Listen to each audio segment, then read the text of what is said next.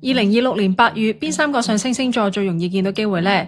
今個月太陽同木星都喺獅子座，會放大自信、曝光、創作、舞台感同埋重新出發嘅能量。加上金星進入天秤座，人緣、關係、合作都有修補嘅空間。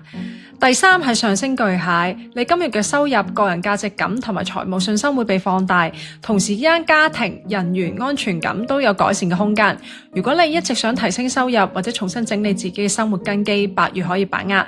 第2位上升天秤座，金星進入你嘅命宮，代表人緣、魅力、合作、感情機會都會提升㗎。你會比較容易俾人中意，亦都適合見客、傾合作、整理形象同埋修補關係。第1梗係上升獅子座啦，太陽同木星都喺你嘅命宮，係今個月最明顯被推上舞台嘅上升星座。你會更加想做自己，更加想俾人見到，亦都適合重新出發，建立信心同推動個人嘅計劃。想睇完整嘅8月星座導讀，可以去 YouTube 睇，或者睇 Patreon 12星座運程啦。